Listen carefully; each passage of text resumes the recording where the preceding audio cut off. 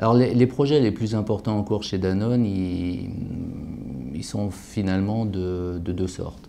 On a bien évidemment le rollout SAP, le déploiement d'SAP que l'on fait de manière mondiale depuis un certain nombre d'années maintenant, que l'on continue. On a aujourd'hui un principe qui est qu'on a un seul corps modèle, donc un seul ensemble de process qui est harmonisé, que l'on met en place dans les 150 et plus filiales du groupe dans tous les pays du monde.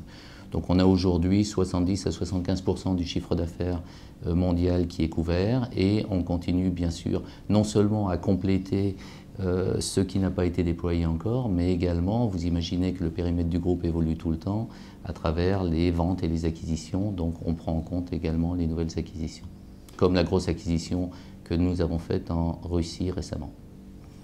Alors la deuxième dimension, c'est évidemment tout ce qui est lié à la révolution numérique.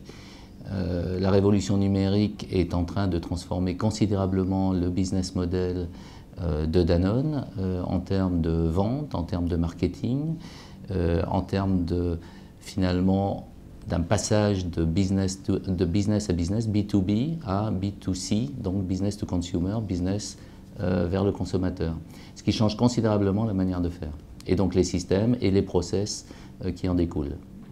Alors le défi du déploiement mondial des SAP, encore une fois, qui est déjà très avancé, il est assez simple, c'est qu'on est dans l'harmonisation des process.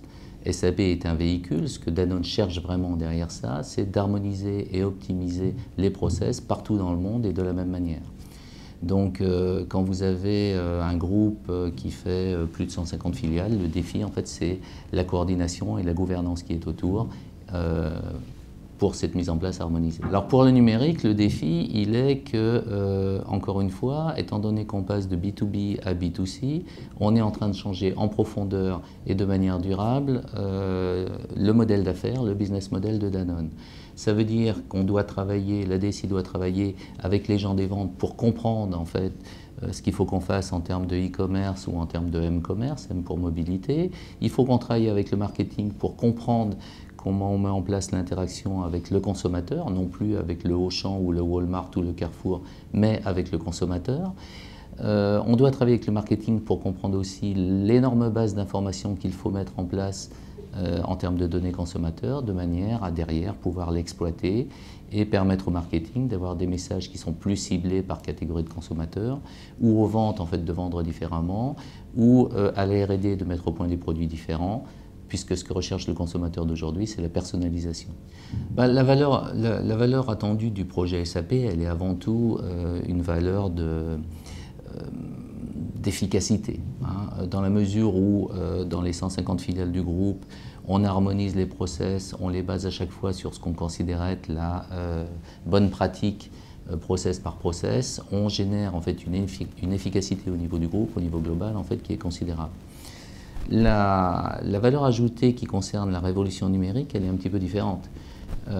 C'est même pas un choix, c'est même pas une décision stratégique de faire ça. On n'a pas le choix en fait. Le monde est en train de changer, tout le monde le voit au niveau de l'individu, tout le monde le voit au niveau des entreprises. La manière de faire du business et la manière dont les consommateurs vont acheter pour les 10 ans qui viennent, 20 ans qui viennent, 30 ans qui viennent, les produits Danone en fait, va considérablement changer. Et il faut que l'entreprise s'adapte et définisse ou ajuste les process en conséquence.